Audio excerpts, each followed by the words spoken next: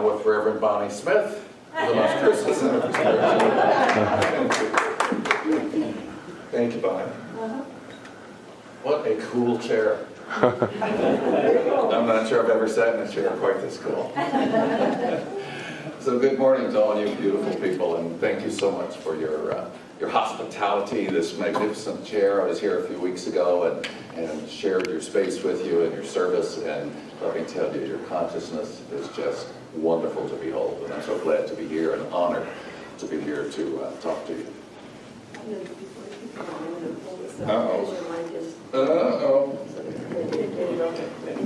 See, it takes a minister to keep track of these things. Just the mom thing. There you go. So am I on? Is it working? Okay, very good. So today I'm going to talk about two things: the power of intention and affirmative prayer. It works. Things you've all heard before, perhaps, but maybe a slightly different slant. The power of intention, for instance. Let me tell you about Reverend Patrick Pollard that first introduced me to Science of Mind. Reverend Patrick Pollard was a tall black man with this magnificent bass voice. He'd come from New York and Jamaica before that, so he had this accent that just, his voice was singing. And I heard stories about Patrick Pollard. I heard stories about inappropriate affairs with people in his congregation. I heard stories about him protecting people on his staff that were predators, child predators. I heard stories about leaving that center in Albuquerque in shambles with people bailing out, and that it was just sliding downward. That's Patrick Pollard number one. Let me tell you about Patrick Pollard number two. Patrick Pollard number two was a tall black man with this magnificent voice that just was song when he would speak. He could hold the entire congregation right in the palm of his hand. He was magnificent. I fell in love with Patrick Pollard the day I heard these words come out of his mouth. They're words from Ernest Holmes that you may recognize. He told me that day, spirituality is natural goodness. God is not a person. God is a presence personified in us. Spirituality is not a thing. It is the atmosphere of God's presence, goodness, truth, and beauty. When I heard him speak those words in that magnificent voice of his, it just cracked me open. And Ernest Holmes and Science of Mind and love poured into me that day and changed my life. So about the power of intention, my intention to you is to create a Patrick Pollard that's kind of a dirtball. That happened here a few minutes ago. And my words made a ripple in the universe through the consciousness of every one of us. I changed that story. I told you about this man that I fell in love with these words. That's a different Patrick Pollard and a different intention. So you can feel right now the power of that intention that we went from Patrick Pollard number one to Patrick Pollard number two. And the real Patrick Pollard is probably a little of all of that, you know. So, affirmative prayer. It works. We've got power of intention set aside. Let's talk about affirmative prayer. Now, for many years when people would ask me about this Science of Mind thing, because I'd never had any spiritual or religious background before, I'd say, Greg, what's going on? That's my demons, what's the matter? And it was difficult to explain Science of Mind in something short that they just wanted to hear. I was not possessed by demons. So what I came up with was a short phrase from Ernest again, that for me was able to express to someone what Science of Mind was for me at that time. Ernest says, there's a power for good in the universe, and you can use it. Oh, wow. A power for good in the universe. It's not going to turn you to a pillar of salt if you look over your shoulder. And you can use it. What's that mean? Prayer. That's what we talk about, prayer. You can use this power for good in the universe through prayer. Now, it's not your parents' prayer. It's not the prayer that you may have learned as a younger person. Make my basketball team win. Let my team win. Let me get the promotion. That's not the prayer I'm talking about. We talk about affirmative prayer. We talk about spiritual mind treatment as being a way of of affirmative prayer. With this, I think of spiritual mind treatment as a fairly narrow, rigid, something a lot of people have resistance about, a way of learning about affirmative prayer. And then after we get past that, step 1 through 5, we can then expand and do this affirmative prayer in a way that's bigger and grander than what we've done before. And hopefully when we leave here today, I will have expanded the envelope for us even more about what affirmative prayer is. So for spiritual mind treatment, we remember, and I always have trouble remembering the names of the steps, but it's recognition God is all there is. It's unification, I am one with God. It's realization, I declare and affirm my good. And then 4 and 5 are thanksgiving, I am so grateful for, and I release, let go, and let God. Those are the 5 steps, kaboom, and we learn to do that early on in Science of Mind. And as we get more and more familiar with that, it expands to more. As we talk about that, I need to back up and talk about Science of Mind a little bit and what we believe. Remember, we may have learned in classes, if we took them, is principles. We talk about principle a lot. We've got 10 core concepts and principles. And so I wanted to know, what's a principle? What is that? So I looked it up in the dictionary, and it told me the principle is universal, always, impersonal.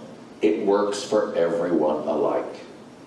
That includes you, and you, and you, all of us. It does not depend on our birthplace, that we were born in some special place, and therefore we have a deal with God that we can all know. It doesn't depend on our behavior. If we followed all the rules all the time, then that principle, it's for everybody. It's like gravity. All day, every day. Before you knew about gravity, it was working on your life. And before you knew about principle is working on our lives right here, right now. It's like gravity, it's for everybody. That first principle that we learn, though, is about oneness, isn't it? God is all there is. And that we are individual manifestations of that God. I can remember going, individual manifestation. I understand those words, but how can I be an individual manifestation, be divine? Sometimes people say to us, so you think you're God, huh? No, not exactly. Not exactly, but that's not wrong either. We are divine. We say we are divine. I think of it as being like that drop of rain that comes down. And that drop, as it falls, it has shape. It's sort of round on one end and pointed on the other. And it has form. In the same way that we have form. But when that drop of water is also like the ocean, it's like the water from the ocean. It is not the ocean. The ocean has 30-foot waves and storms and sharks and all sorts of things. So we are not the ocean. We are not God. Yet we are of that same God stuff inside. Which in some magical way that we'll talk about in a minute, that magical stuff turns star stuff into us. How cool is that? I'm kind of not getting too far afield and excited, but because I lose my place here. So individual manifestation for me was like that drop of rain. We're also individual in the same way our fingers are individual fingers here, but they're a part of our hand. And when our hand becomes a fist, we are still a part of that hand. We are still these individuals. And at the same time, we are a part of this greater presence, this godness that is everywhere, forever. Yesterday, before time began, today, tomorrow, till the end of time and after. God is all there is. That's hard to hold on to it in my 3-pound brain. God is all that is.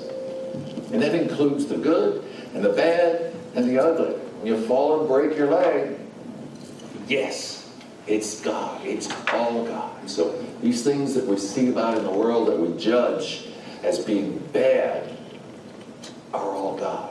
And I won't go into all the details of all those horrible things, because there's plenty. But it's all God, and we know that God is goodness, God is love and peace and harmony and balance. It is all of these things. It is deep wisdom, and that in each of us there is that peace and that harmony and that deep wisdom that is God. Modern poet Mark Nepo says it this way. He says, "The further I wake into life, the more I realize that God is everywhere, and the extraordinary is waiting quietly beneath the skin of all that is ordinary." Let me say that again. The further I wake into life, the more I realize... I'm sorry. Am I needing help? Yeah, well, we've got I need some to problems with that speak up? mic. No, we're going to use that and just let you use this. I broke the mic. No, we were getting a lot of noise. You okay? Okay, Take go ahead. this I'm off. sorry. Go ahead. No problem. You turn that one off, go ahead. This one's... Okay. The farther I wake into life, the more I realize that God is everywhere, and the extraordinary is waiting quietly beneath the skin of all that is ordinary. Coolest thing. Light is in both the broken bottle and the diamond. Music is in both the flowing violin and the water dripping from the drainage pipe. Yes, God is under the porch as well as on top of the mountain. That's Mark Nepo, The Book of Awakenings. Pretty cool read if you have time. Second principle we talk about a lot is that creative process, that cause and effect that's represented by the teaching symbol up here. You may remember when you went to class, we talked about the top part of that teaching symbol, the openness there is where spirit lives. That is where pure thought reigns. And this pure thought goes through a process we don't quite understand. In the middle part of that symbol, we call it the law, and it's sort of decorated up there in a really cool way that I've never seen before. We call that the law, we call it many things, but that's the one that I remember most of the time. And the law is, trying to figure that out is where I first heard the word ineffable. And I looked that up to see what it is. And ineffable, that center part, indescribable, inexpressible, beyond words, beyond description, undefinable, unutterable, untold, unimaginable, breathtaking, awesome, marvelous, wonderful, staggering, and amazing. And that's what happens in the middle part of that symbol. Spirit, pure thought at the top, goes shazam through the law, it comes down to the bottom of that, to that point that says, Us Crucis Center for Spiritual Living. It says Bonnie and Tina and Doug and Greg and Jean. It creates in this ineffable way. And in our divinity, we do the same thing. We come up with an idea or say, chair. I can see a chair. That'd be pretty cool. So we go down to Lowe's or wherever and we gather together all this stuff. This is not ineffable. This is effable. I don't know. But we get that and we put it together and voila, we have a room full of chairs. We create in that same way. We start with cause, power of our thought, and we go, ooh, and we create in that same way the divine does, through that symbol. We just understand it a little better.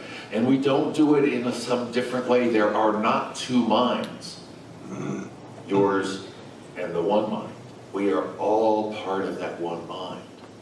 So when we speak, we go through that law, that ineffable process, and we are creating with our thought. You and all of us. I need to stay here.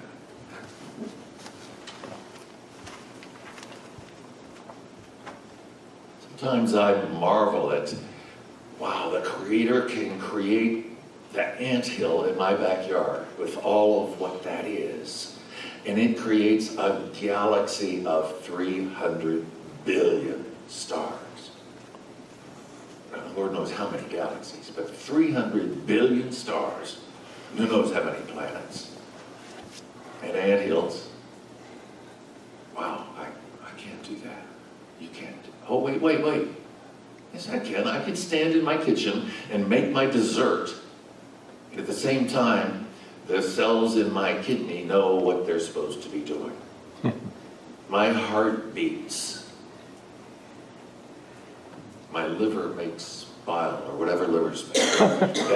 That incredibly intense process of tens of thousands, millions of processes are going on right now in every one of us, and we are creating. As divine beings, creating this experience today. We have each come across tens of thousands of miles, and tens and dozens of decades across the universe to be here right now to create this moment with each of us. Thank you for showing that. It's very cool. I love seeing your faces. It's wonderful.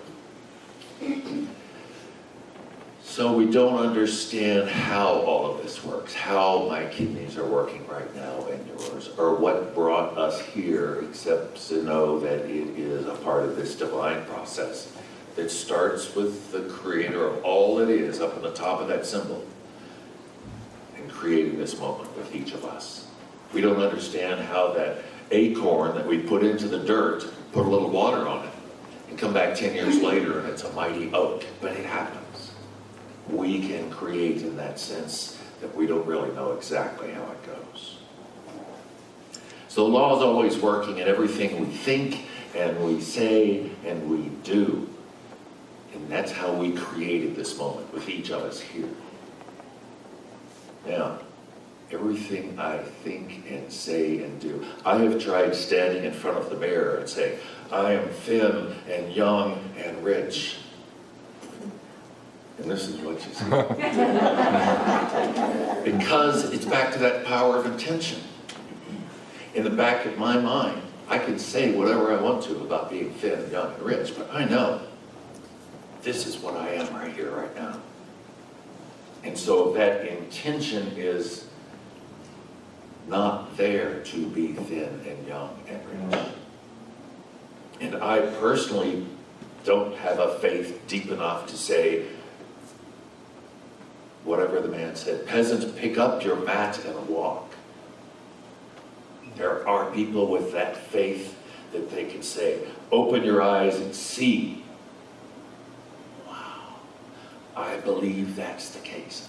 I can't. Otherwise I'd say, hey, I'm thin, young, and rich. But what I can do is say, I am a kind and generous man. What I can say is each of you are here as divine manifestations of a God of love and peace and harmony and kindness in each and every one of you, of us.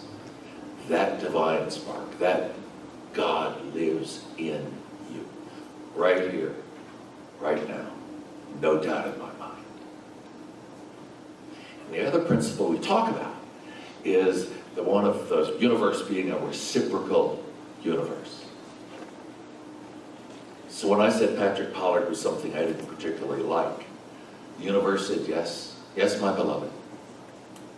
When I said Patrick Pollard was a man that I fell in love with his beautiful voice, the universe says, yes, my beloved.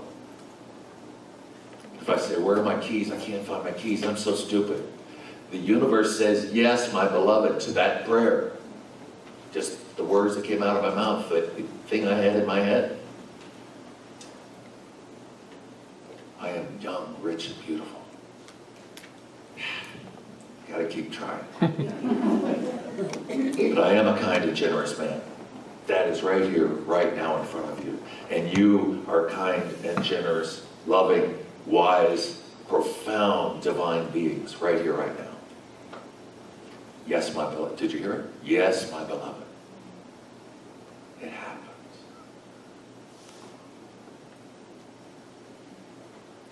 So there are not two minds. It's one mind. And we each are individual manifestations of that mind. So pay attention. When you say, I can't find my keys, I'm so stupid. Or why did you get a D on your report card? You're so stupid. Shh. Don't do it. Be kind. Beloved, your words matter. The universe says, yes, my beloved. So watch what you say and do. I heard Michael Beckwith that one time say, he said, don't take every thought that comes along. You don't know where it's been. Isn't that great? It's another man that I love. He's wonderful. So,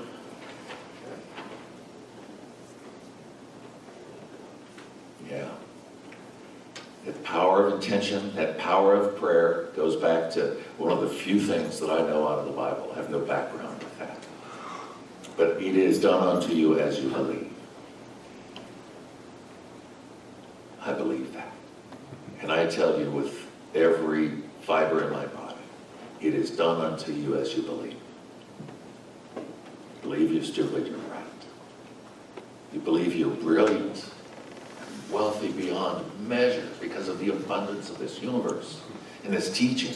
You're right. You're right. And as I was pulling this together, the phrase that I love and live by, I will offer to you, and I don't know how it fits in with what I've said before. But years ago, I heard someone tell me, it's better to light a candle than curse the darkness. And that's very much this philosophy too, isn't it?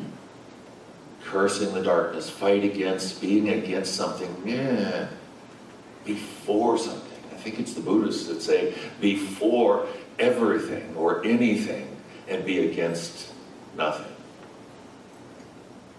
That's hard when you read the headlines. It's hard when you think about the events that Bonnie talked about that have gone on.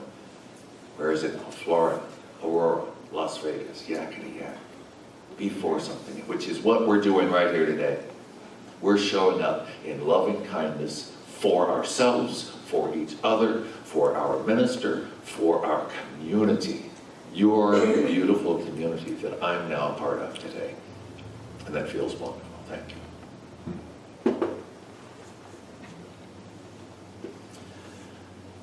So, let's take it to prayer, please. So practitioners, if you could help create the sacred space for me.